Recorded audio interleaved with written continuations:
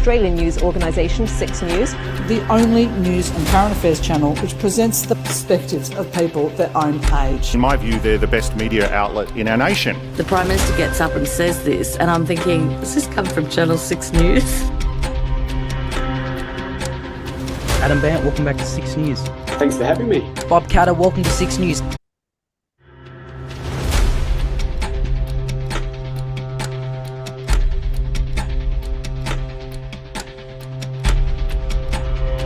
Good evening and welcome to 6 News. Could there be more? Will there be more? And with claims of a culture issue, is that likely to change anytime soon? Roman McKinnon, our political editor, has been out all day. 6 News senior reporter Lincoln Holmes has the latest. I don't think One Nation's winning in 6. I just cannot see a reality where the Liberals are like 1 or 2 seats off forming a majority. Australian news organisation 6 News, The only news and current affairs channel which presents the perspectives of people their own age. In my view, they're the best media outlet in our nation. The Prime Minister gets up and says this, and I'm thinking, does this come from Channel 6 News? Adam Bandt, welcome back to 6 News. Thanks for having me. Bob Carter, welcome to 6 News. God bless all the listeners. David Christopherly, thank you so much for joining us here on 6 News once again. My pleasure, Austin. Thanks for having me back. Senator Fatima Payman joins 6 News now. Anthony Albanese, welcome to 6 News.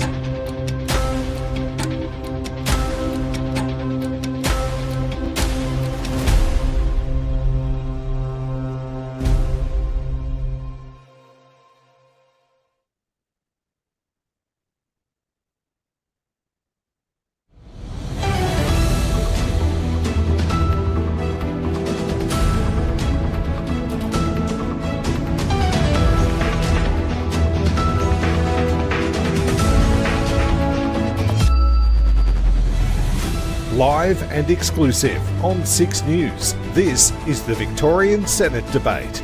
Now, here's Leonardo Puglisi.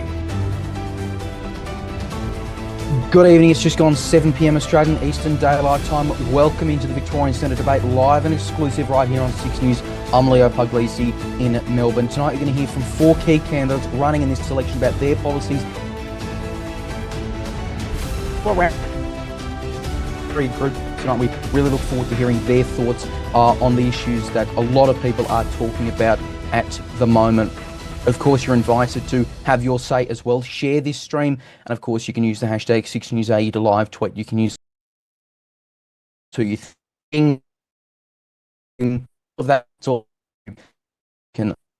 The rules for tonight are pretty simple, and well, they're the same as last night. So if you watched last night, you well prepared. Each candidate will get an opening and a closing statement, about a minute max, but it's able to introduce them, but also conclude with their message on to voters. There's also a minute to answer questions. We will be strict on that. It was a bit hectic last night, but it should be good tonight. Towards the end, candidates will also be able to ask one question to one other candidate. We look forward to that. And there will be some questions from our 6 News Patreon members. You can, of course, sign up for just $4 a month at patreon.com/6NewsAU. The candidates for tonight are Jordan Dittloff from the Libertarian Party, Warren Pickering from One Nation, Fiona Patten from Legalise Cannabis, and Jordan Van den Lam, aka purplepingers from the Victorian Socialists. I want to thank them all for being here tonight. It has been a fun time behind the scenes figuring out exact dates and exact times and exact schedules, but it's all worked out now, so we really look forward to being here. As I mentioned, each candidate will have an opening statement, about a minute max, in alphabetical order by surname. Jordan Dittloff, your opening statement.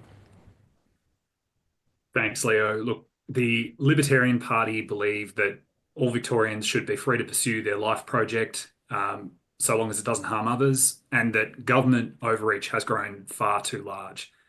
We think that Libertarians will offer a unique voice in the Senate for a portion of Victorians who just don't see themselves represented at the moment. And we hope that if we are elected to the Senate here in Victoria and elsewhere, that we'll be able to hold whichever party forms government to account, and also to appeal to the better angels of a party like the Liberal Party, who have fallen far short of their values and the Menzies We Believe statement over the last decade or so.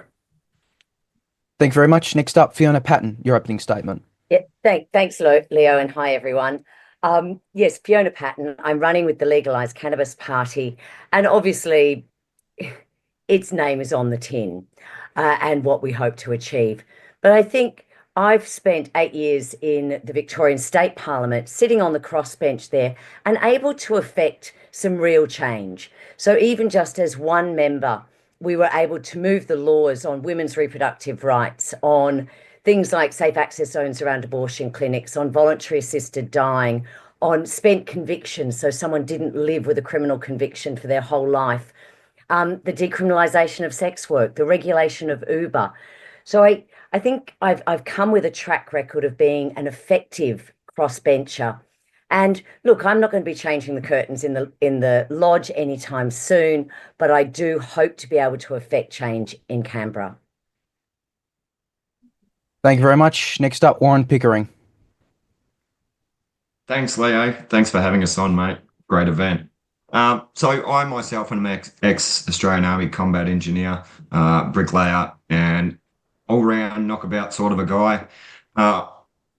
Look, I'm a single father to a Gen Z daughter. She's now 21 years old, and I initially got into politics because at the same age, I don't see her having the same opportunities that I had at that age. And that's disappointing. You know, we live in a modern Western country, and we are the luckiest country in the world.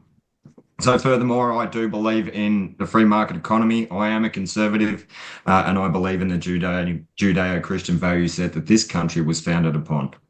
The One Nation Party in Victoria at the moment, so contrary to the popular belief perpetuated by mainstream media, we are the last bastion of true conservatism in this country, and we believe we're the only genuine third-party alternative to the two majors. So we've got a suite of new policies this election, and we're campaigning off the back of obviously approaching those economic issues, cost of living through energy, housing, and mitigating the effects of inflation, but also to abandon net zero targets and the Paris Agreement. And as One Nation always has, I continue to advocate for the freedoms of speech action movement and to continue to push back on the crippling tenets of globalism.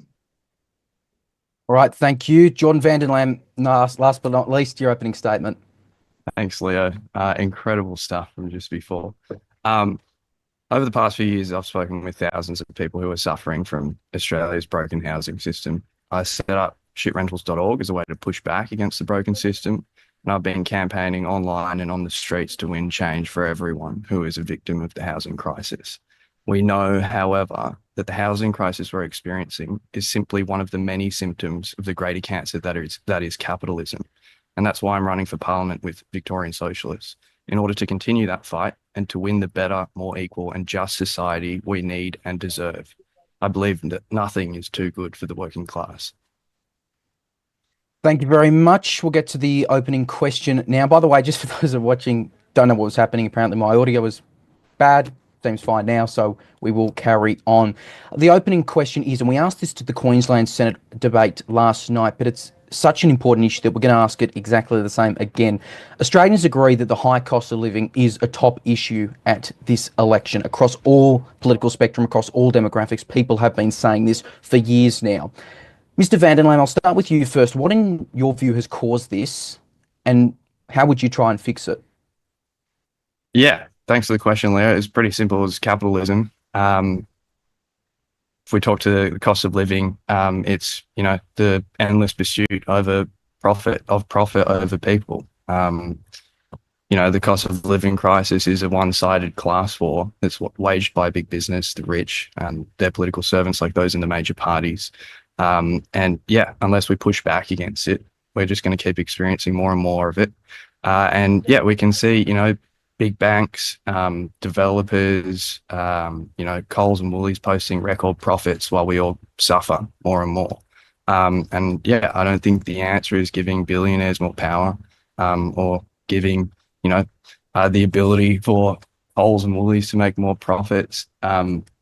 I don't think that's going to solve anything. So yeah, I think we need more power for the working class, and we don't do that. We don't gain power for the working class by petitioning the ruling class. We do that by organising in our streets, in our workplaces, in our unions. Ms. Patten, you were a member of the Victorian State Parliament, so I imagine for the time you were in Parliament, you had plenty of constituents reaching out to you in relation to cost of living issues. What do you think's caused it?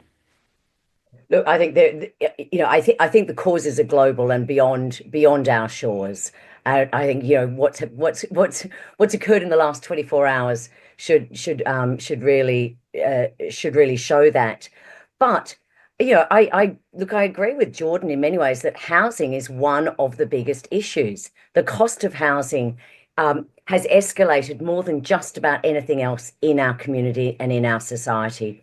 So I think housing is a significant factor that governments can play a role in and can provide breaks on. The cost of living, is affecting all of us, but it is affecting those at the lowest levels. And we saw this when we were doing the homelessness inquiry, or even just today when we saw the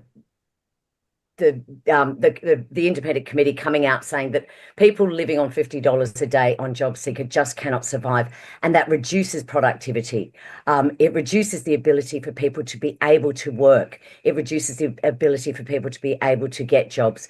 So while I would say that legalising cannabis can have a big effect on the government's bottom lines and on individuals, I think it is far more complex than that, and I think it is a global issue where simple fixes are not going to help, but certainly addressing homelessness and addressing the lowest level of job seeker, the lowest level of people at that lowest level of poverty is where we can certainly make the biggest changes for the least amount of money.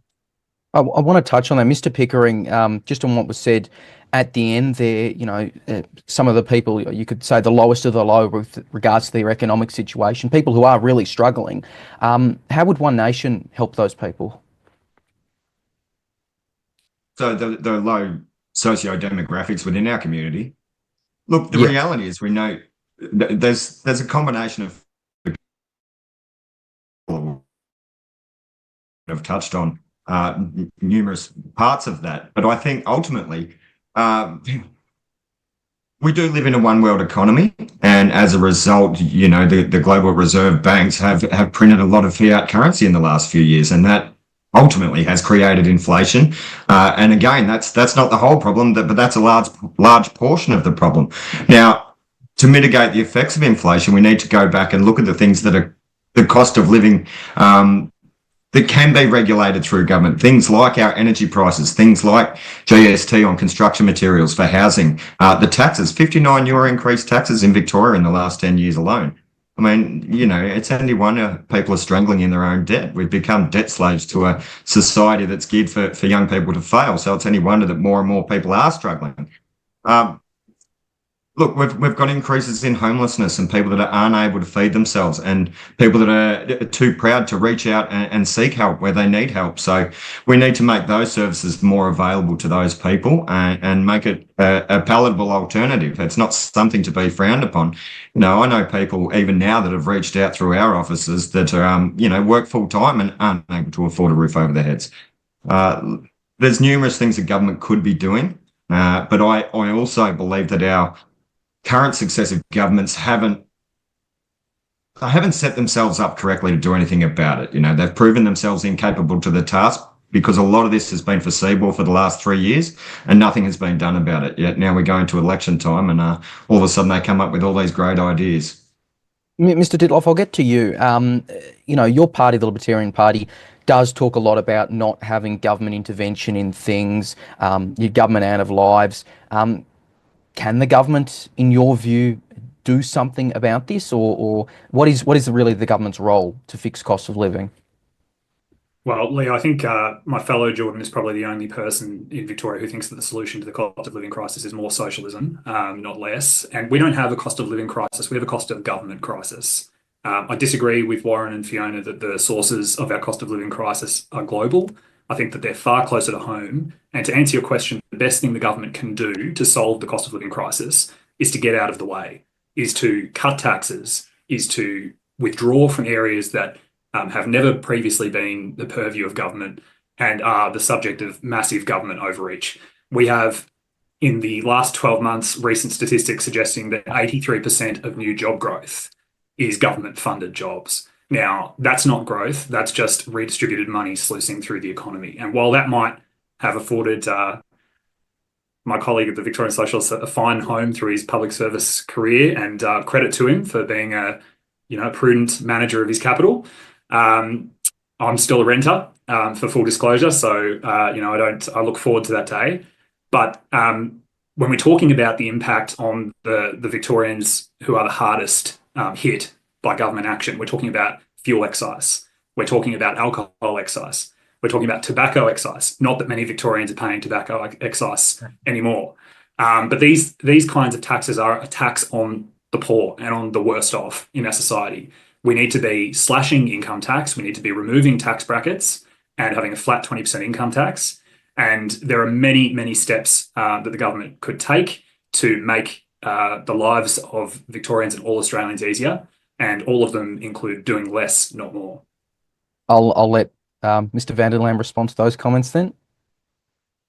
Yeah, thanks, mate. I don't even know where to start there. Like, I just saw a tweet from the New South Wales Libertarians saying that day one, what they do if they got in is, cut the NDIS, cut the Department of Education, cut taxpayer-funded abortions, cut the NBN, like cut Australia Post, cut the Department of Health. Like that would literally kill people. How is that a response to the cost of living crisis, making everything that you do more expensive, getting rid of your access to abortion, getting rid of your access to healthcare, getting rid of everything that we need to survive, the only kind of things that aren't profit driven, when what we could do is cut the tens of billions of dollars that we use to subsidize landlords, property developers, or like the $368 billion that we're sending to the United States to warmonger to get a couple of submarines that we'll never actually get because Trump doesn't even know anything about.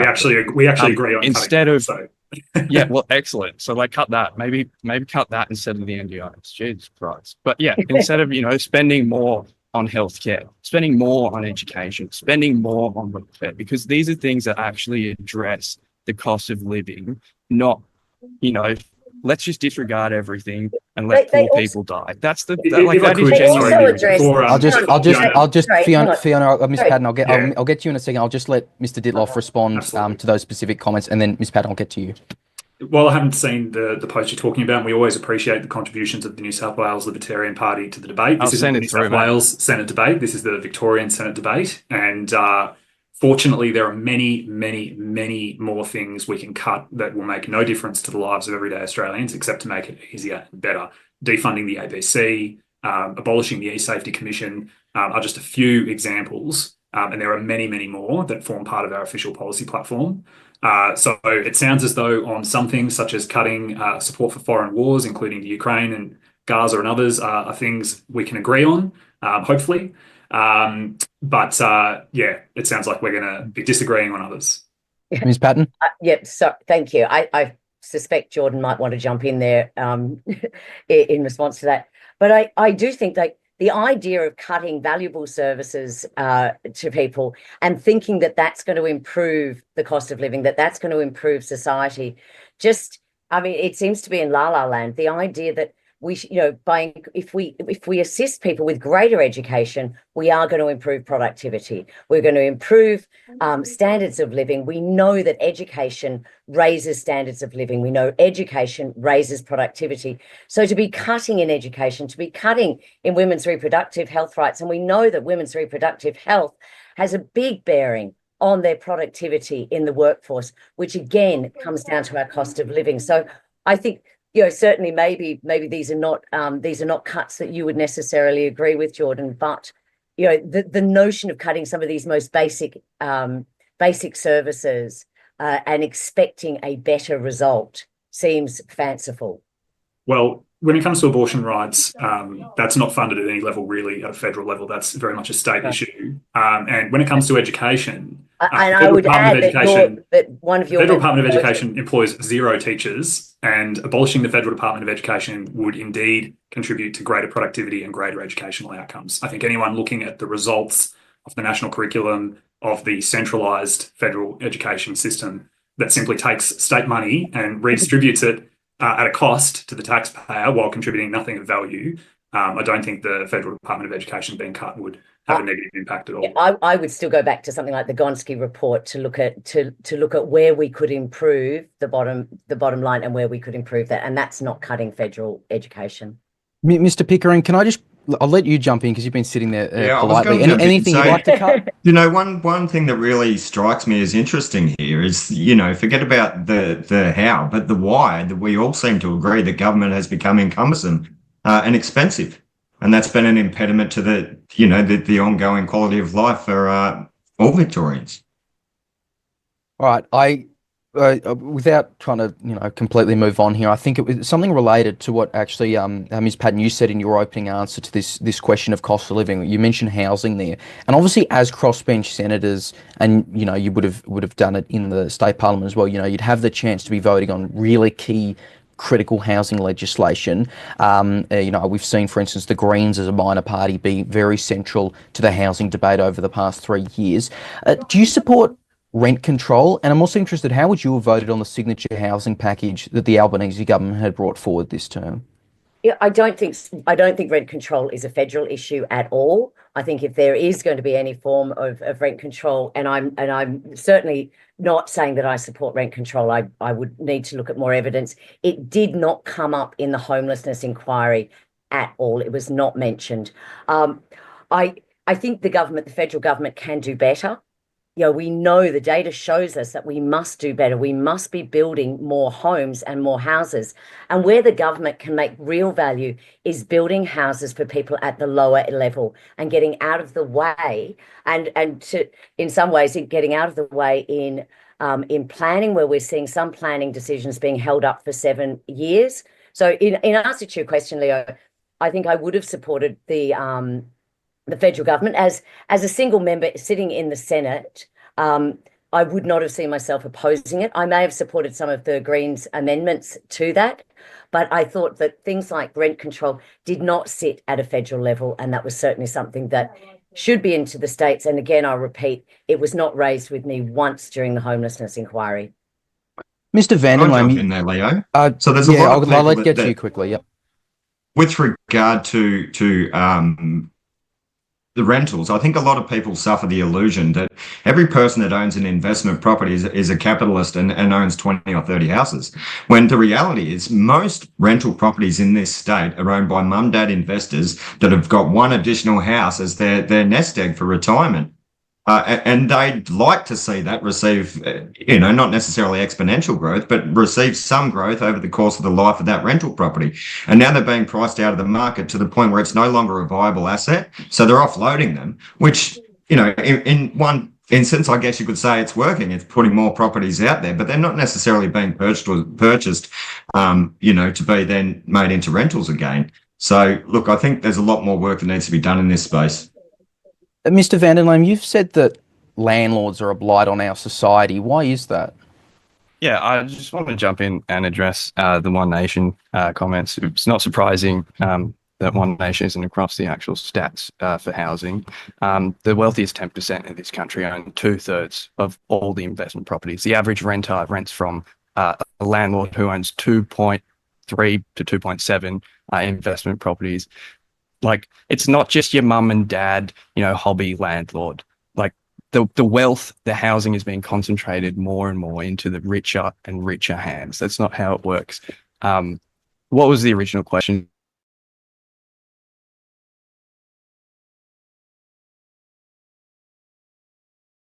Society. Yeah, so why is that?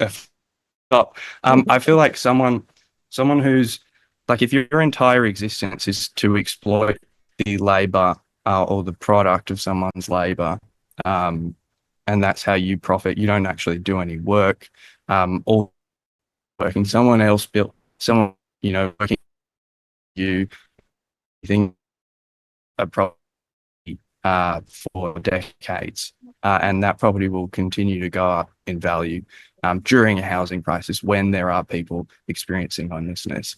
That is a blight on our society. You're not helping anyone. All you do is own. That's not productive. And yeah, in a world where we seek profit over people, that is what's going to happen. We don't need landlords. Mr. Dittloff, do you think landlords are productive members of society? So landlords are investing hard-earned money, their capital, into a risk. And increasingly, one of the biggest problems, although this isn't a federal issue, this is very much a state issue that I deal with all the time in my work in the civil litigation world. Increasingly, you have to ask the question, why would someone who owns an investment property leave it untenanted? Why would that be something someone does? And the answer Are you saying it doesn't exist? No, I'm not saying it doesn't exist. I'm posing the question of why, what motivates somebody to make a decision to not have a tenant in when, by your own logic, if they were to profit, if you just bear with me a moment, if they were to let the price of the property simply increase in value, why would they not also have a tenant to earn additional income?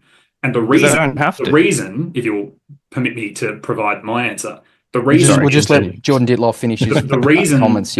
The reason that we have more and more situations where people who own a property that they could tenant out but don't is that the consumer protection legislation in the Residential Tenancies Act and others makes it so incredibly risky and difficult to have a tenant. Now, I'm not saying that there are not many bad landlords in the world. They are predominantly the ones I deal with. Fortunately, the firm that I've recently tenants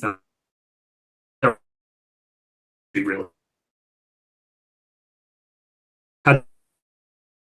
where renting tantamount to a property right, to a sense of ownership. People can paint the house, they can have a pet without asking, they can do all manner of things and demand all manner of things. And that in itself is contributing to this excess stock that isn't being rented. I know, Ms. Patten, you've wanted to interject. I'll let you speak. Just one quick thing. One of the things that did come up in the housing inquiries was that maybe we need to change the term from landlord to housing provider.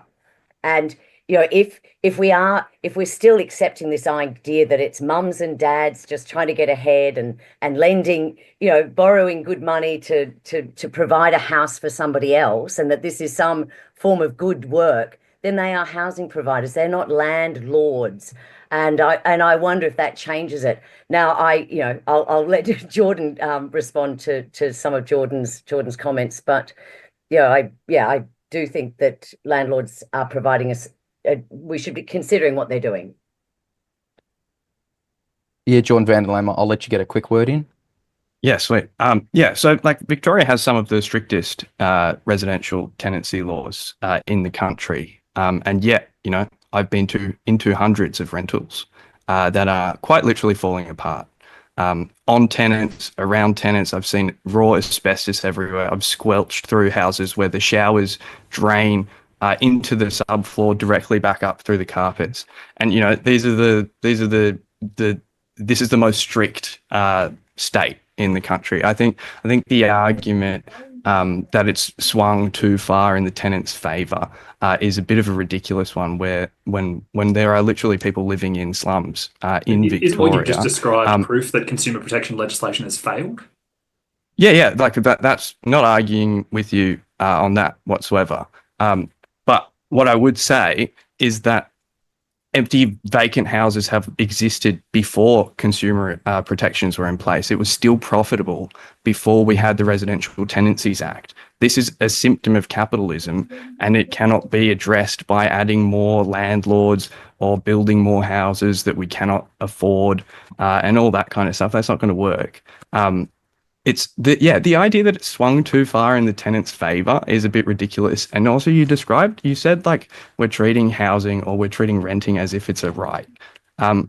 Housing is a human right. Like I wasn't talking about human rights. I pretty clearly said property right, as in it's tantamount to full ownership. That's what I meant. So I don't want that to be taken out of context.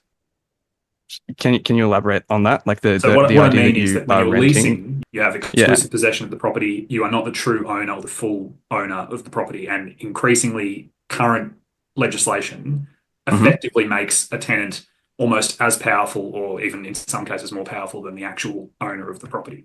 Yeah, no, that's incorrect. You'd also be aware that, like, as a lawyer, like, we're signatory to the ICESCR, which provides for a continually improving standard of housing, a right to housing, but also a continually improving standard of housing. Support withdrawal from that treaty. So, yeah, well, like, you'd be aware that that is the current law that we're a signatory to. And what we're experiencing at the moment in Australia and in Victoria particularly is we are paying more for lower standards of housing. We are seeing that right degrade in front of us. So yeah, the idea that it's too far in the tenant's favour is a bit ridiculous, but I'll stop there. Sorry, Leo. Final comment on that? No, very we've got quickly. lots more ground to cover. Okay. Mr. Pickering. Yeah, there's an elephant in the room here, though, mate. The reality is, supply and demand of the housing sector itself, and mass migration into this country that has caused existential demand on our housing sector. Now, I work in the construction industry. When we know we have a housing shortage and we should be constructing more houses, there's been a 70% increase in construction companies going insolvent in the state of Victoria in the last 2 years. All right. Well, yeah, you know who? Oh, quickly. All right, sorry, Leo. Yeah. A public builder wouldn't go insolvent. We do need more houses in this country, but we need more houses that we can actually afford. We need more public housing. Also, the idea of a supply and demand issue is not really accurate, because Melbourne, 1,000 empty homes, 100,000.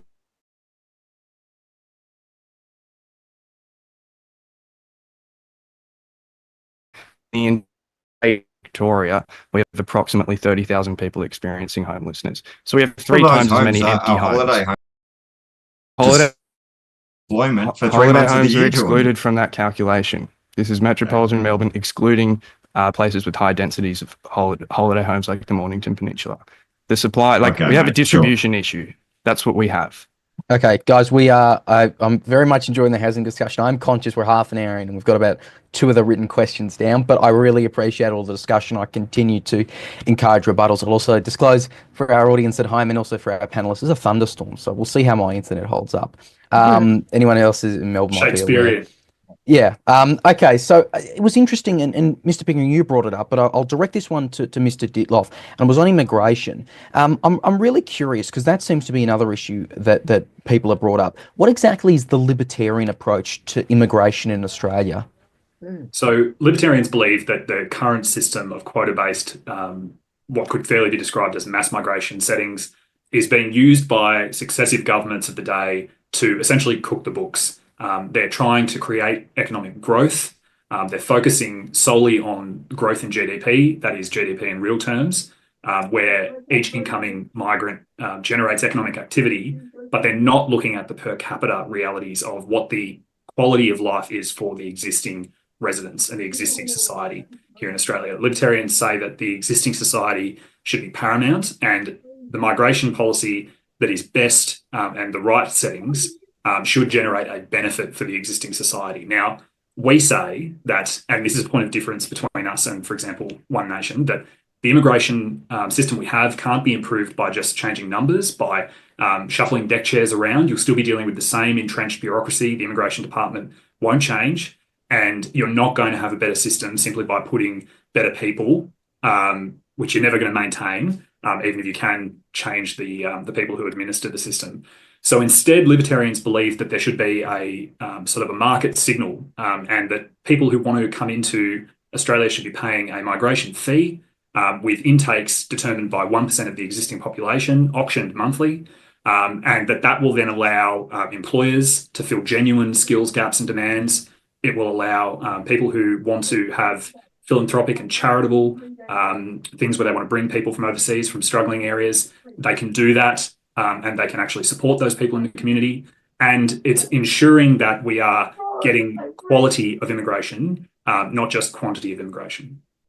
All right, Mr. Pickering, you name dropped your party there, which I guess is for some would say for better or worse, known for a kind of hardline stance on immigration. What do you make of those comments there? And again, just talk about your approach to the issue itself.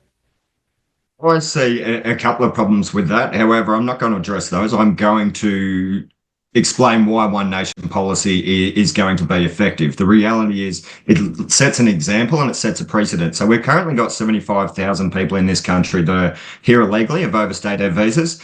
Firstly, we'd like to see those people deported to make an example that, our laws are to be adhered to. It is the rule of the land, and if you want to reside here, those are the rules. Secondary, we want to see effectively net zero migration. So to reduce current intake to 135,000 to counter for those leaving per annum, and then that should balance out our intake. This constant need for exponential growth, through influx of mass migration is it's decimating us. It's taking away all those opportunities that I alluded to earlier for people like my daughter who are 21 years old and don't have the same opportunity I had at that age. The reality is we need to get a handle on this. We also advocate that, people should be here contributing to this society for 8 full years before they can apply for citizenship. We're not saying that you can't. We're just saying we want to see a commitment to contributing to this country first. Ms. Patten, I'm really interested. Does the Legalise Cannabis Party have a view on immigration? No, we don't. And I think that's probably quite right for a small party like ourselves. But we fundamentally will base our policies and the way we vote and the way we support legislation in the federal parliament based on evidence, civil liberties, compassion, social justice, personal freedoms, and human rights. And I think if you start using that value system to consider immigration, I don't think you would come to the same place that Warren and One Nation has come to, nor do I think you would come to the same places Jordan and the Libertarians have come to. This globe is getting smaller and smaller every day. So to think that we can create this little island in the world that is not affected by the impacts that is happening in other countries, the damage that is happening in other countries, the wars, the effect of climate change that is happening in other countries, to think that we can just ignore that and that we can just provide this very self-centered and selfish approach to immigration and to refugees, I think is really short-sighted. I mean, all of us are white, so we certainly immigrated. Our forebearers immigrated here at some stage. Mine was fairly recently. My mother came from another country. These incredibly cruel approaches, and I think they're callous and they're cruel and they're not understanding the suffering, but also the opportunities of immigration and the wonderful cultures and the wonderful characteristics that having a truly international country and having a truly multicultural country brings. With respect, Fiona, I think it's a bit difficult to say that your policy stance will be determined by civil liberties and compassion. And when we've just had the Australian Human Rights Commission talk about some of the human rights violations and trampling through COVID, and your voting record in the Victorian Parliament. And you know where they focus on first, Jordan? They focus on our asylum seeker policies. Do you know where they focus on? The fact that we do not allow refugees who have been recognised as refugees to migrate to this country. We do not provide asylum to asylum seekers. I tell you, that is where our human right breaches are most offensive and are most dark. Fiona, but we are the envy of the rest of the modern world. So if people are seeking asylum, why wouldn't safety from persecution or whatnot, why wouldn't they go to their immediate neighbours? Why do they most of them have to pass 2 or 3 continents to get to Australia? Now, isn't there a problem there? Yes. And, there's huge problems, and we could look at why that those people cannot go safely to a country next to them. Now, generally that's persecution. For much of it, and as an atheist, this is what I hate to be saying, is much of it is religious persecution that we are seeing people having to flee from, and that we're also looking at countries that really are taking in hundreds and thousands of asylum seekers and refugees. You only have to look at Jordan, you only have to look at Egypt, and the number of people that they are taking from Syria, from Palestine, that they are taking from war-torn areas. From their immediate neighbours in the Middle East. I've spent a lot of time in the Middle East, Fiona. I'm aware of the situation now. They are carrying I'm a sure higher if we load had than we are. a disaster in Indonesia, New Zealand, we'd take thousands of people from New Zealand or Papua New Guinea. Absolutely, we would, because they're our neighbours and we look out for our neighbours. The reality is the backdoor visas are being abused for citizenship. You might want to fact check how many people from Papua New Guinea we welcome, or even like as a I said how many we would in the event of a natural disaster. Right. Look, I do think we know our education systems and everything else is becoming a backdoor for citizenship. I'll just let Miss Patten get her comment in. Oh, sorry. Thank you. Just quickly, yeah. We are as I said, this is an ever decreasing globe, and we have an international responsibility, and we are also a nation of immigrants. So what? We close the door after ourselves? Is that what we say? We say that it was all right for us to come to this country, and some of us came here to seek refuge, and we close the door now. We say that we're full, we like the way we're living, and we're not willing to share it. It sounds incredibly selfish, and it sounds incredibly un-Australian. All right. Can I just say something? Very quickly. Like, our government is a government that contributes to wars that create refugees. We are to blame for refugees existing. Also, like, we've had a lot of comments saying like migrants are to blame for the housing crisis, and we had a much higher level of migration in proportion to the population post World War II, immediately post World War II. But housing was plentiful and cheap because our government actually built a lot of public housing and also implemented rent freezes or rent controls across the country. Like, at the moment, our immigration system exists like entirely to supply cheap, highly exploitable labor for big business, and that's backed up ideologically by people like Peter Dutton, Warren on this little chat here, to scapegoat migrants and blame migrants for problems like the housing crisis, so that we don't direct our anger to the people who are profiting from the current system, like those in power, like the landlords, like the banks and the property developers. We stand at Victorian Socialists against racism, and we stand for a migration system in which everyone coming here has the same rights to organise and the same wages and conditions as Australian workers.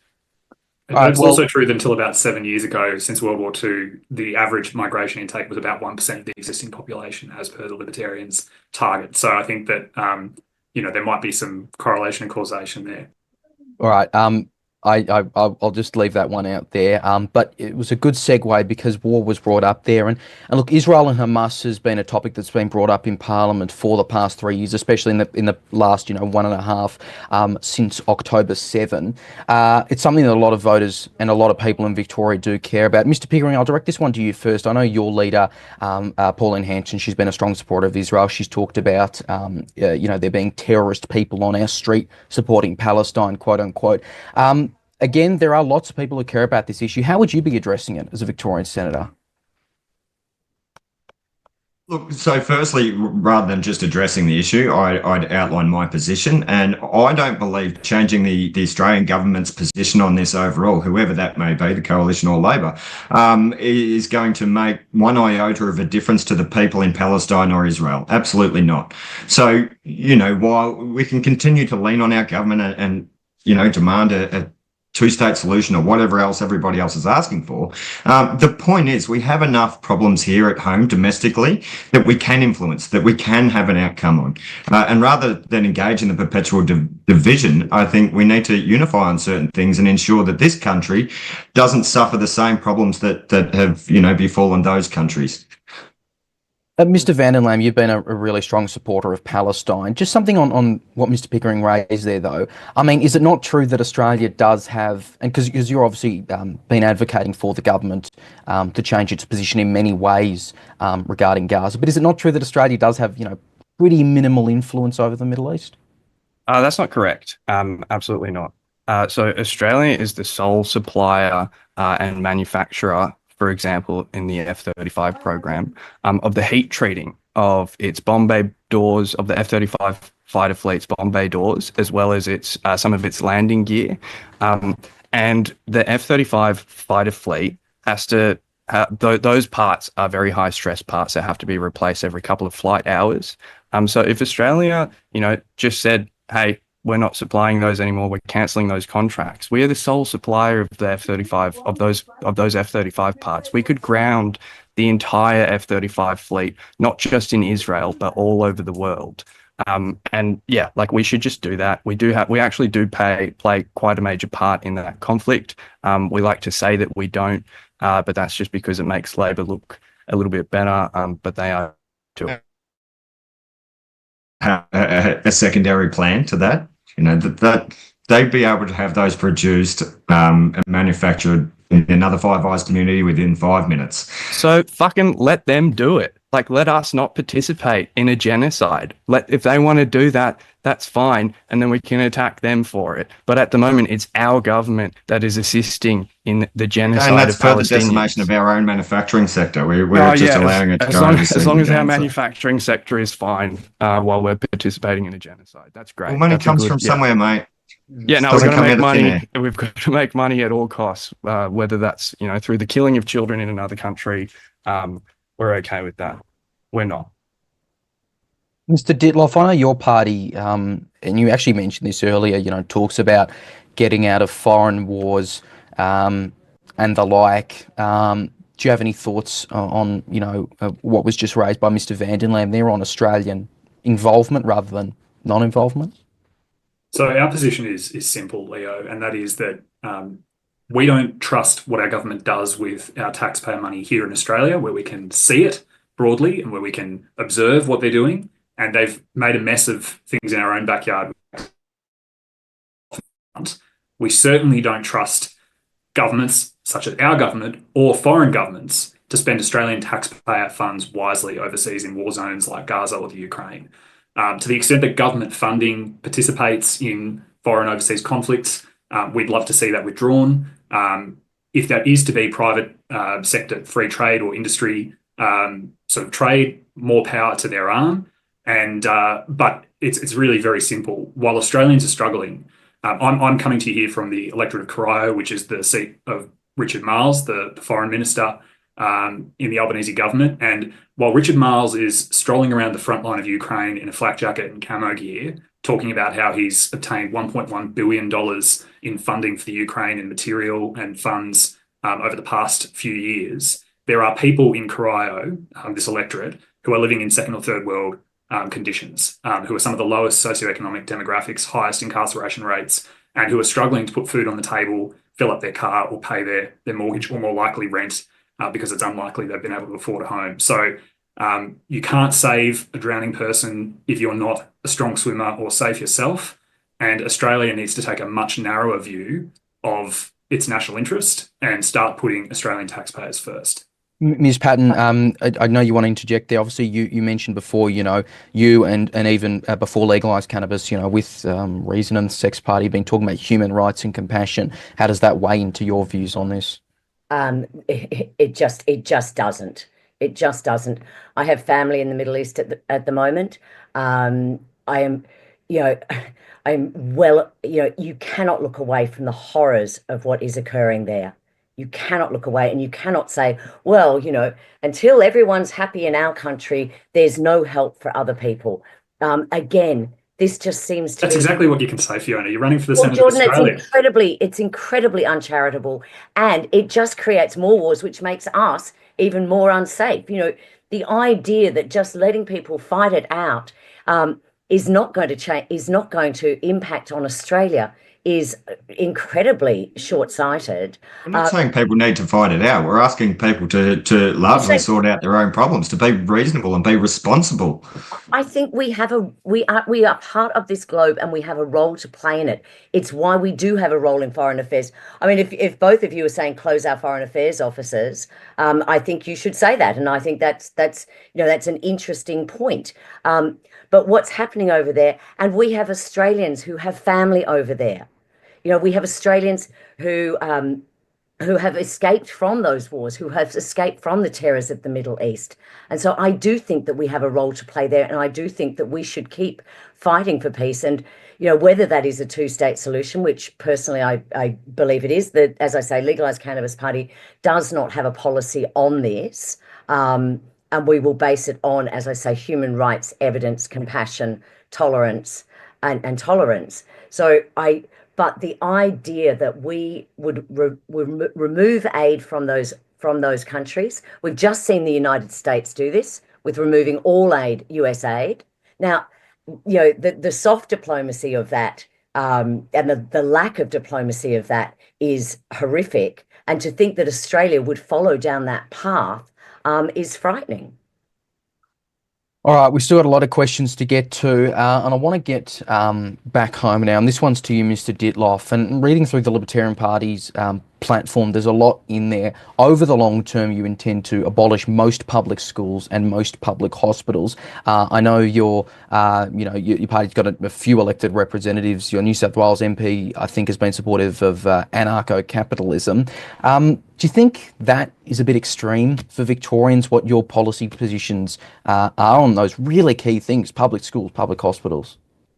Well, those are extreme positions, Leo, and that's why they don't form part of our federal policy platform for the 2025 federal election, nor is the Libertarian Party an anarcho-capitalist party. But they are still your long-term policies. Fortunately for us, there are many, many areas of low-hanging fruit where it is uncontroversial that government has grown far too large and interfered far too much, where significant cuts or even abolition altogether of vast swathes of the bureaucracy of non-frontline services would not make a single iota of difference to the lives of everyday Australians, except that they would have more tax in their pocket. I've already gone through some examples of those earlier today.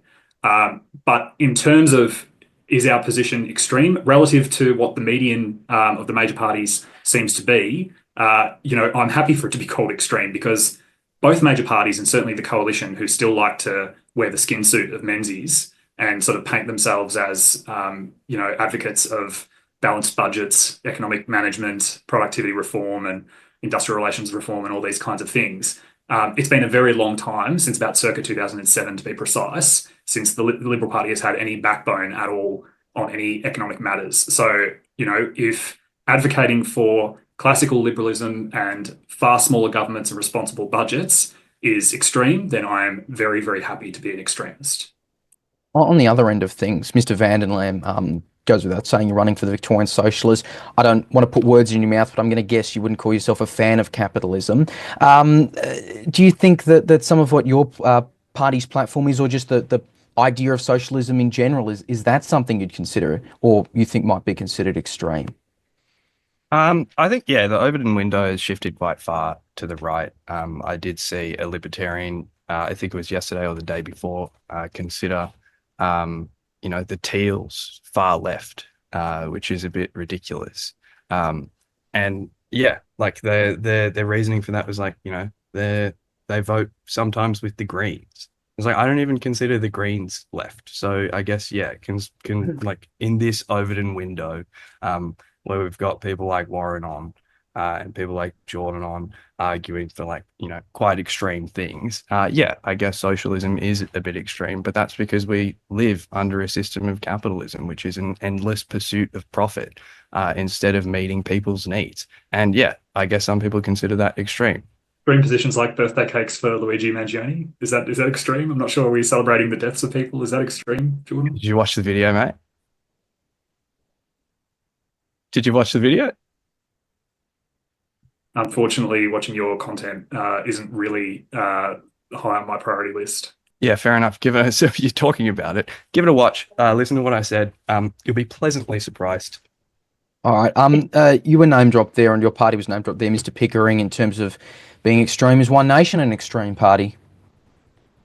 No, absolutely not. As I said in my opening remarks, far from the right-wing extremists that the mainstream has perpetuated this party to be, our position hasn't changed effectively since Senator Hanson was first elected in 1996 on most of these items.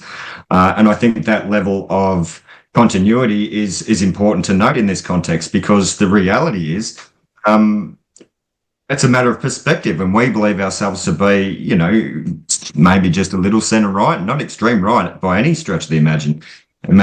If we were a party in 1960, we would have been considered just, the run-of-the-mill Conservative Party, in my opinion. You gave him there. Patten, if you want to say anything quickly. Feel free to elaborate, Ms. Patten. Look, when I first entered into Parliament, I came from a small business background. but I also came for representing people who were unrepresented. And whether that was sex workers or the millions of people who use drugs in our community, I continue to do that. Now, I don't know where people put the Legalise Cannabis Party, but I know our voters come from both sides of possibly the spectrum that we're looking at. I don't think left and right is particularly helpful these days in looking at politics. I don't think calling the Teals extreme left is even truthful. But I still don't think I think left and right has become slightly outdated and obsolete. And there's we come from different backgrounds, and we come to different. What we should all be doing is trying to look for solutions that help Australians. I want to, maybe this is my poor run sheet, but I want to go back to overseas issues at the moment. And it's something that's relevant today because we've seen it pop up today with the US. And I think for some people, there's been a bit of a concern about trust with the United States at the moment since Donald Trump took power. We just saw tariffs that do not exempt Australia come into effect. And I guess, throughout the past Trump term, there was talk of instability. We had the former Prime Minister Malcolm Turnbull talking about this as well. Mr. Pickering, I'll go to you first. Can we still rely on the US as a strong ally for our country? Look, I'm in two minds about this. So in context, have a look at the Chinese warship that was probing our position over the last few weeks and whatnot. Now, that's not out of character, and you'd be, dreaming if you don't think we do it in the South China Sea as well. But to then follow that up with Donald Trump saying that he'd like to see NATO nations contribute more to their own defence, we do see the US effectively concentrating on their own and looking at their own nationalist, social and economic situation and defence situation, to be honest. So I think while we could still depend on them, I think there needs to be a conscious effort towards our own defence. To our benefit, we are in a strategically good defensive position. But we're kidding ourselves if we don't think that economically other countries are looking at us and wouldn't like to, assume control over the things that we have, our minerals, our assets. And in saying that, our mineral assets and our ability to be self-sufficient in the event of, any conflict, heaven forbid, I think we are in a dangerous predicament if we don't spend some money on looking after our own borders. As effectively storm clouds gather around the world, there is a very real and present threat over the coming decade that we could end up in a war. Ms. Patten, I'm going to make an educated guess and say the Legalised Cannabis Party doesn't have a specific policy on steel tariffs, but there's been something that has popped up on the crossbench recently, which is about AUKUS, which has been, an issue for some people for some time, kind of ramped up in the last few weeks. Again, is that something we can still have as a country if we're also getting hit by tariffs at the same time by one of the countries part of this agreement? I think, to date, we are still being so incredibly meek to this, this so-called American statesman, the so-called leader of the world. If this is how he treats his friends, I think we do need to stand up to this. We seem to be too scared to say anything about the president and about the United States. And I think we do need to make some statements. And I do think we need to fight back. I mean, firstly, I'd like to tax those tech bros. You look at the $20 billion that they take out of this country every year. And I know I can see Jordan Dittloff shaking his head on this. But shit, they've just introduced 25% tariffs, and we're still going to sort of, in some ways, create this free trade for these enormous companies that are making literally billions and billions and billions of dollars in this country and taking it offshore while paying a minuscule amount of tax. And I think we do need to be standing up. I think we have been very meek, and I think our Prime Minister needs to really, get on the front foot here. I wanted to say grow a pair, but I just did. Sorry. I'll let Mr. Dittloff weigh in.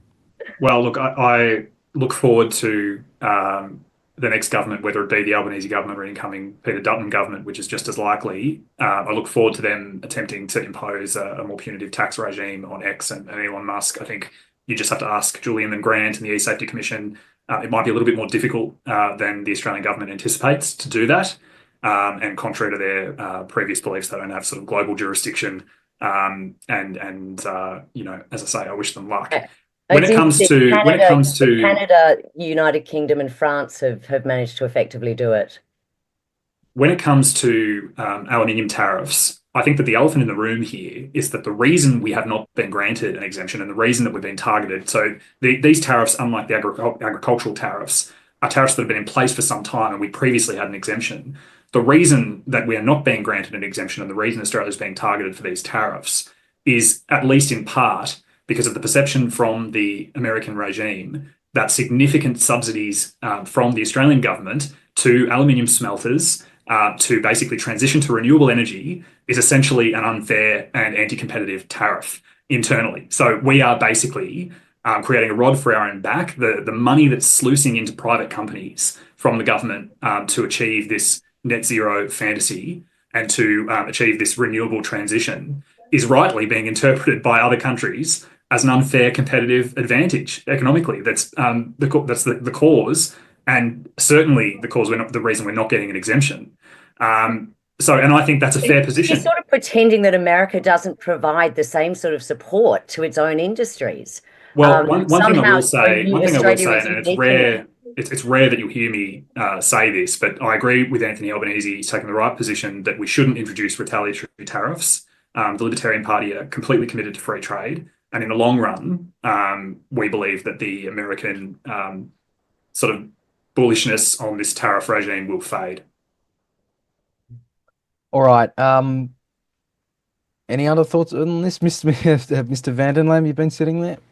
Yeah, like fuck Donald Trump. Like, why do we have a relationship with America to continue their little imperialism across the country? We don't need to be involved in that. We don't need to send them billions of dollars every year and allow them to park their nuclear capable planes on Aboriginal land so that we are now a closer target for them, like our enemies, to bomb if they exist.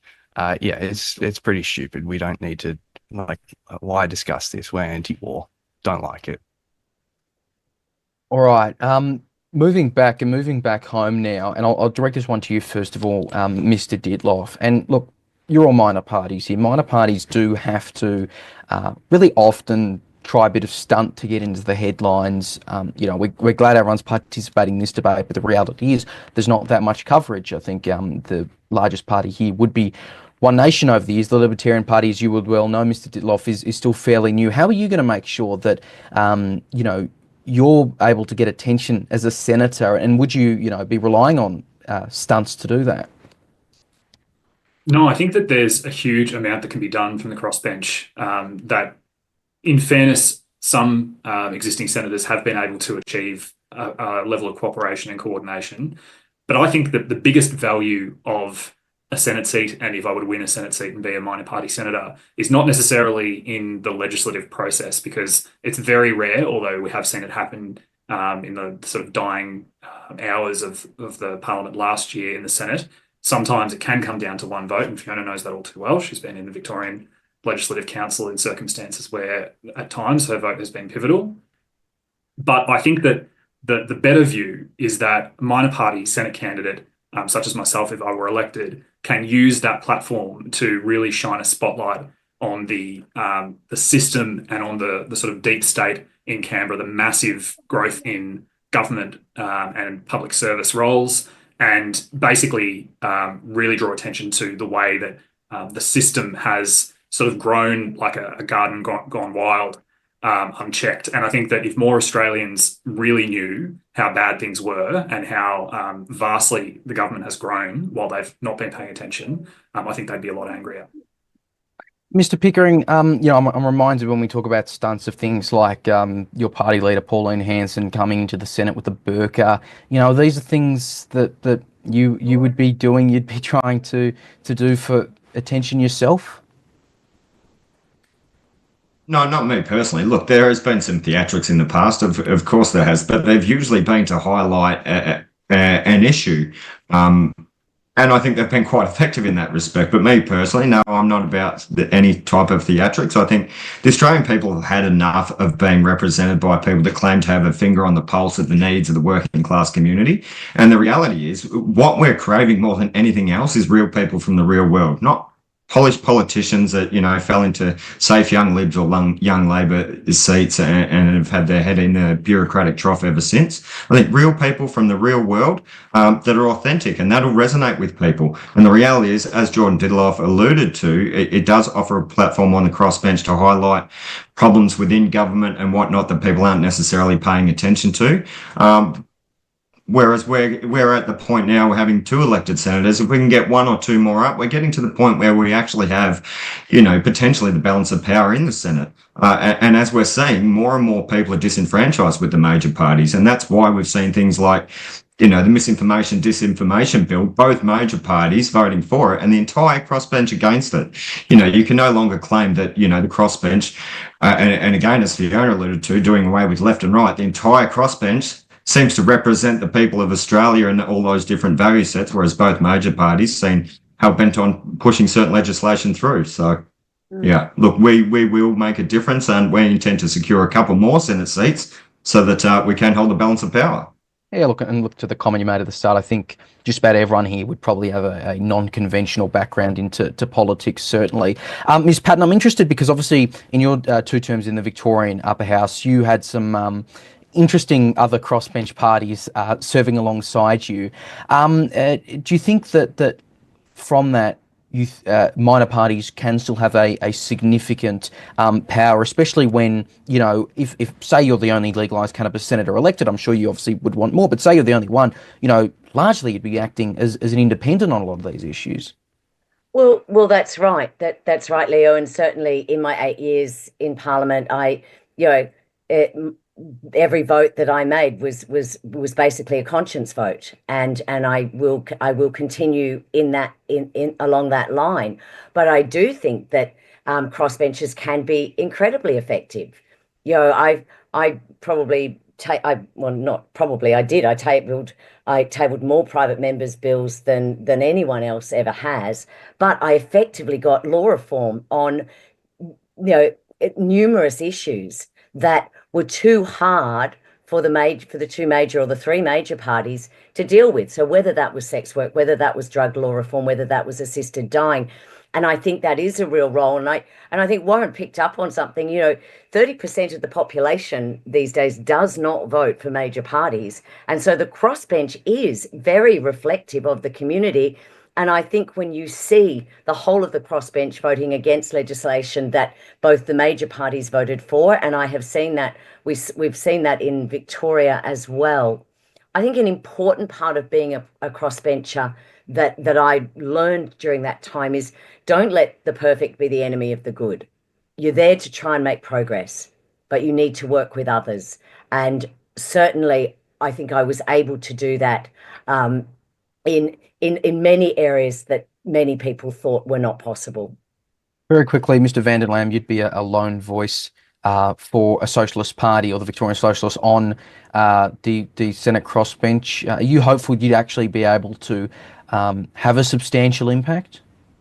Yeah, I don't think there's a single revolutionary socialist who reckons that, we'll get the change that we need for the working class by, holding the balance of power on the crossbench. That's a ridiculous notion.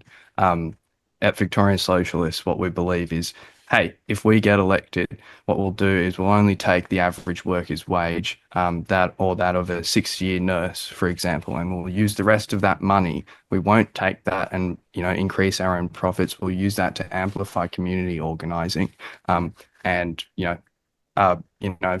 fund strikes and stuff like that, and also to represent the working class in Parliament, hurl our accusations at our oppressors directly at their faces, and encourage and amplify workers' struggles across the country. Our theory of change isn't like, get enough senators in and then we can vote for a revolution or anything like that. That's a bit ridiculous. One more topic to bring up before we get to the questions you'll be asking each other. And Ms. Patten, I think just about everyone watching understands what your party's main policy is. It was interesting, there was a comment from your Queensland candidate, Belinda Jones, and she reckoned last night that if we actually embrace the hemp industry in this country, it would outdo the resources industry. Do you think that's really possible? Look, I heard my colleague say this, and I mean, I see no reason. I mean, this, the hemp industry, it is a remarkable fiber, and it is a remarkable product that can replace plastics, that can replace concretes, that is as strong as steel, that can grow. You can grow a house in 3 months on 1 acre. A same house that would take you 20 years to grow in pine. So I think there is a remarkable opportunity for hemp, and we're certainly seeing it overseas. Whether it replaces the resources industry, I think we're yet to see, but we've got to give it a chance, and we should be backing this industry. At the moment, we put farmers through incredible hoops to get hemp licenses. We have not funded any R&D into hemp in this country. Other countries are going leaps and bounds in this area. Hempcrete is becoming a major part. It is replacing concrete, which we know actually in Australia is often in short supply. So I think Belinda has some very good points here, and I certainly think this nation, when the first colonizers came to this country, they were actually looking to grow hemp, because the sailing boats that they arrived here on were made fundamentally of wood and hemp, that the British Navy did not survive without hemp. And I think, yes, we could be in for another hemp evolution in the coming decades, and I hope Australia is part of it. Mr. Dittloff, your party does back legalising cannabis. I'm curious, what differs you in your approach to what the Legalise Cannabis Party wants? Well, as has already become clear just from sort of the conversation and the way it's flowed today, the reality is the legalised cannabis doesn't have policy on a vast swathe of things. So you really don't know what you're getting when you vote for Fiona, except that you're going to get Fiona. And if you want your weed without the woke, the Libertarian Party is a principled party that supports marijuana legalisation on a consumer choice basis, on principle, not because it's better or worse than anything else, or not because anything other than people should be free to consume what they want to consume, as it pleases them. So so you don't need to vote for a single issue party that will throw you under the bus and vote with the Labor Party 74.3% of the time, which was Fiona's voting record when she was in the Victorian Parliament. You can vote for a party like the Libertarian Party. God, even the Liberals almost voted that will support that will support. So in fact, David Limbrick voted against the Labor Party more than the Liberal Party in the same period of time. So, and what did that get him? What did that get him there? Well, it certainly didn't get him pandemic legislation. We'll come back to that later, Fiona. So, but if you are somebody who enjoys consuming whatever substance of choice you want to consume in the privacy of your own home or without impacting other people, then the Libertarian Party will protect that right, but all of your rights, and not just the civil liberties, not just the civil liberties that are convenient or that we can sort of like have the feel-good kumbaya circles about, but the civil liberties that actually matter. Yeah. If you want weed without weed killer, if you want cannabis in a regulated market, if you want cannabis that is not... How many of your constituents do you think want cannabis to be more regulated? Oh, I think many of them do. Many of them would like to see a legal product, like we see in the United States. In the United States and California, you have a legal product, which, like our tobacco legal product here in Victoria, is still being undercut by a black market because it's being taxed. You're using one example, and you're using, one very relevant example. Yeah, you're using California, and I don't actually think that your statistics are up to date anyway. But I do believe in a regulated market, and that does require checks and balances. We do want a safe supply of a product, and I don't think that any Australian who uses cannabis now says, I don't care what's in my cannabis as long as I can get it. I think people are aware of what they're consuming and they want a safe product. And the libertarian notion of getting rid of all of the checks and balances, getting rid of all of those safety nets, is going to create a far more dangerous product than the product that is illicitly available today. Mr. Vanderlam, any thoughts? Yeah, like we're pro decriminalisation of drugs. Like this is a silly argument. Like we believe in way more than just the decriminalisation of cannabis.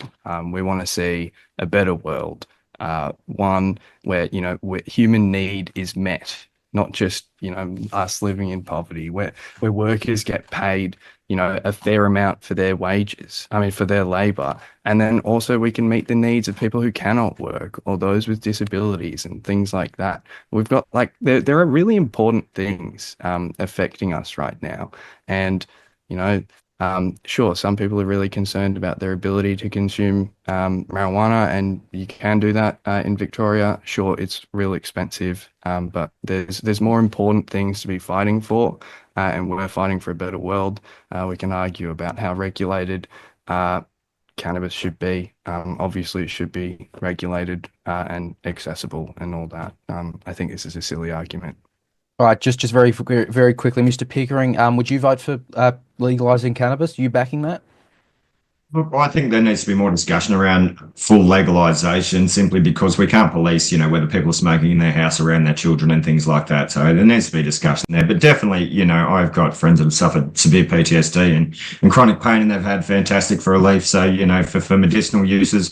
But I also agree with people like Paul Stamets and Graham Hancock, that there is a war on consciousness, and I think there is a place in society for us to explore for medicinal treatments things like psilocybin and MDMA. I actually do. So, yeah.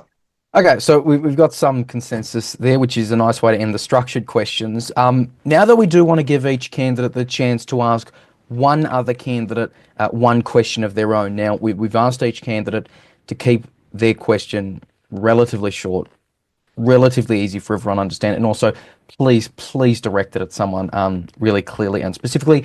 If they want to pass on this, they do have the option to. Mr. Vanderlam, I'll let you go first. If you've got a question, what is it and to who? Yeah, my question is to Fiona. So you and your party have a clear stance on people's right to the safe use of drugs, and my party obviously supports that, and our policy actually goes further than legalise cannabis. So why doesn't your party say anything about helping to win secure housing and other things that would actually help people enjoy drugs and other recreational activities? Yeah, thanks, Jordan. And as a party that was registered in 2022, we are focusing on the issues that we think are important to the people who established this party, to the people who are voting for this party. And we don't shy away from the fact that we are, at this time, a one policy party that will be required to vote on a range of issues, and will use the party values to do that. And those party values, I would say, would certainly suggest things like safe housing. No follow up there. Yeah, no, I was just a bit confused by that. So yeah, we work on we work on a set of a value system. Now, for other parties to ask us, would we please expand our policy base? Yes, we will one day. Thanks. Yeah, but people are voting today. People are voting in the next federal election. I know, Jordan, and and in 2022, we've got, when you look around Australia, we have 4 MPs elected, 1 in WA, just re-elected on a legalised cannabis platform. We've got 1 in New South Wales, and we have 2 in Victoria. Now, I think that almost all the voters who voted for those people are very pleased with the work that those hardworking MPs have done. And in Victoria, I think Rachel and David have shown that they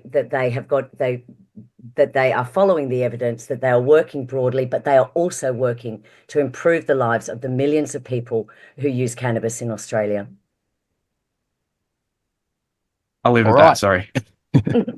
All right. Thank you for that. Next up, if you've got a question, Mr. Pickering. Yes, mate. Mine's also for you, Fiona, if you can answer this. So, noting your party's primary objective, again, obviously, to legalise cannabis. So, while you continue to help and re-secure successive Labor, Greens, effectively coalition governments through preference flow, does it concern you that your party's existence is a direct impediment to its own success in this regard? Because it is in their best interest to not accommodate your desires to legalise cannabis. We've just seen the road safety laws change in Victoria, as you would be very well aware of, Warren. And that was a direct response to the advocacy and representation of two legalised cannabis representatives in the Parliament. So I don't believe. Yeah, but I feel like that's a side issue. I don't agree with the context of your. That's effectively throw the dog a bone and keep it on side to a certain degree. Actually, allowing medicinal cannabis patients to drive is not throwing a dog a bone. That is actually an incredibly significant piece of legislation. To now move into how medicinal cannabis patients are tested in the workplace, and we're seeing that effectively start to change now. We're starting to see a complete change. And for the 350,000, this great was able to voluntary assisted dying, spent convictions. Like, so ultimately, you believe that this is all bones that are thrown posturing your party to achieve its primary objective. You believe you're well on the way. You don't see it as an impediment to success. Look, 80% of Australians don't believe that cannabis should be a crime.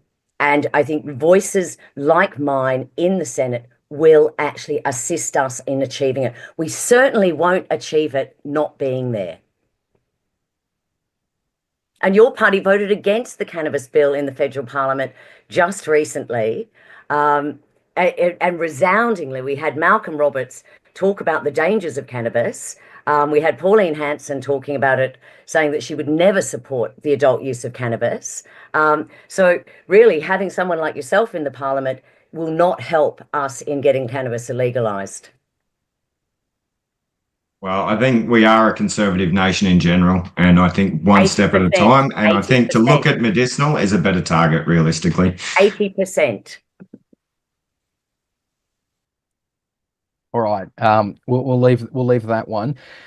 Next up, in terms of his question, Mr. Dittloff, you've got a question. I'm sorry, Fiona, that you're up. I think you might have known that was coming, I suspect.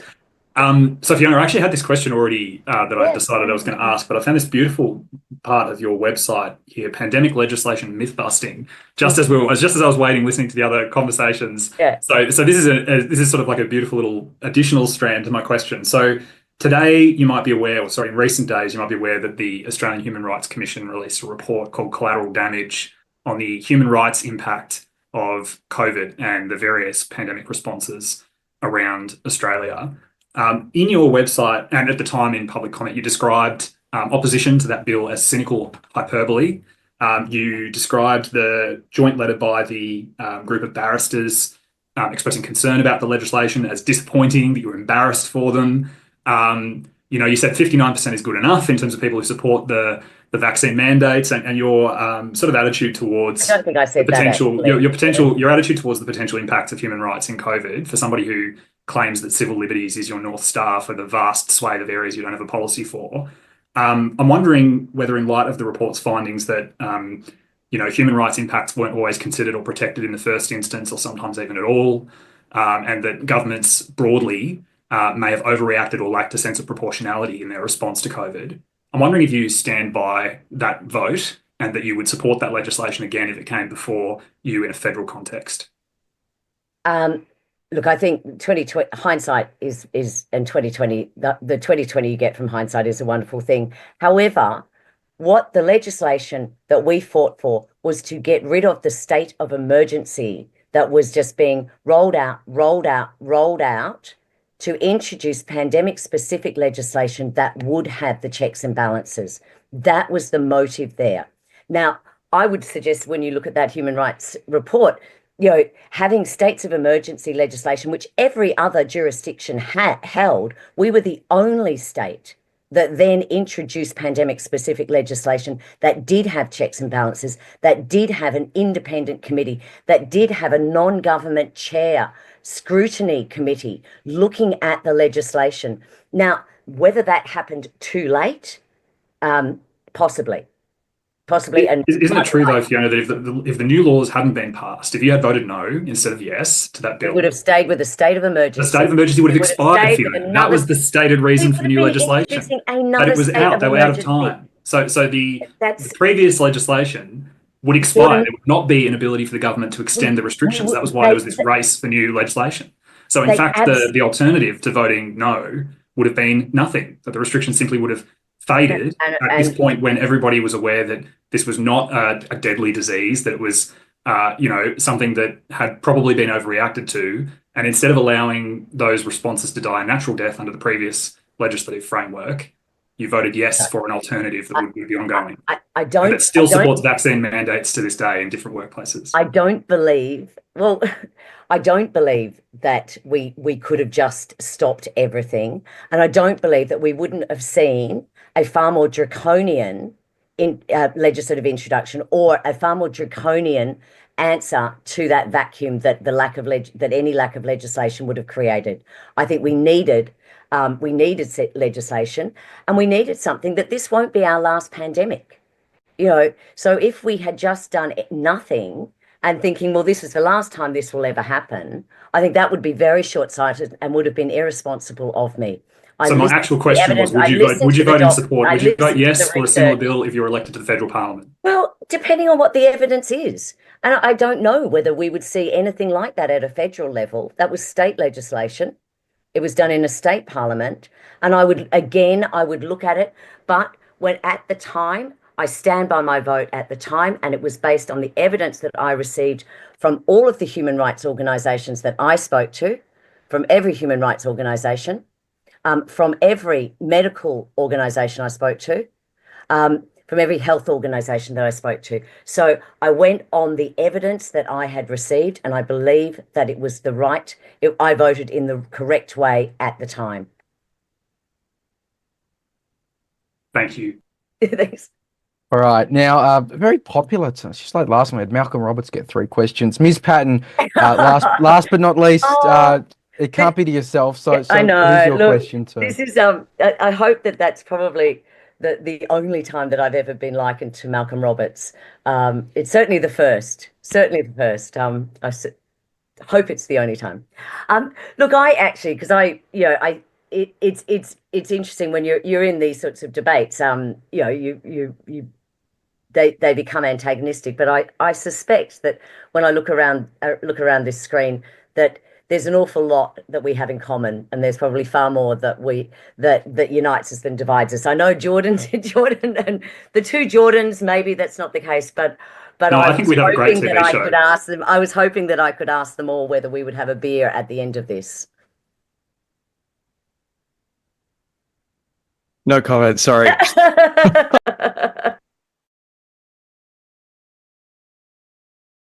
A non-alcoholic Carlton Zero with you at some stage before or after the election. Like it, Jordan. Thank you. Yeah, with just about anyone, Fiona. It's the best way to get to the truth and to get some robust dialogue going, let's be honest. Thanks, Warren. And I will decline on that until at least November the 12th. 18, Leo, yeah. All right. Well, on that note, we're a bit more friendly than last night's ending. That is where we'll wrap up the Victorian Senate debate. Now, this time next week, we're going to have another debate, this time for South Australia. That's at 7:30 p.m. Australian Eastern Daylight Time, so that's 7 p.m. South Australian time, and that'll feature a number of other key candidates. Christopher Brohier from Family First, Jennifer Game from One Nation, former Senator Rex Patrick for the Jackie Lambie Network, and Dana Walter, who's running for the SA Matters Unregistered Unendorsed Group. That's again 7 p.m. South Australian time, 7:30 p.m. Australian Eastern Daylight Time. Make sure you vote now in the live chat to give your thoughts on who won this debate, and of course, Give your thoughts in the comment section as well. Once this is done, share this, live tweet it, use the hashtag #6NewsAU. We encourage all candidates to post their best bits. Post as much as you want. Post whatever makes you look good. Just post it and get our name out there as well, because we appreciate it. Again, you can support us for just $4 a month at patreon.com/6NewsAU. Thank you again very much to Jordan Dittloff from the Libertarian Party, Fiona Patten from Legalise Cannabis, Warren Pickering from One Nation, and Jordan Van den Lam from the Victorian Socialists for being here tonight. We really, really appreciate it, especially after all the time that we're able to work out. I'm Leonardo Puglisi in Melbourne. Thank you very much for watching 6 News. Have a great night.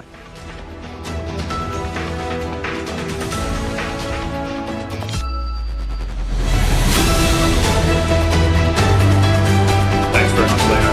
Thanks, guys. You're good to go. Cheers. Thank you.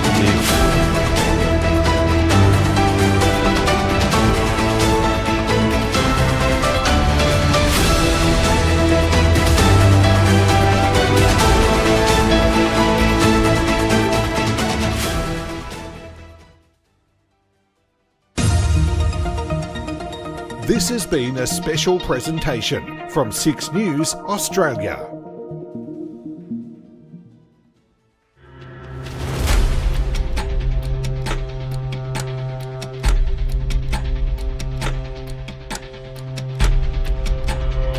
Good evening and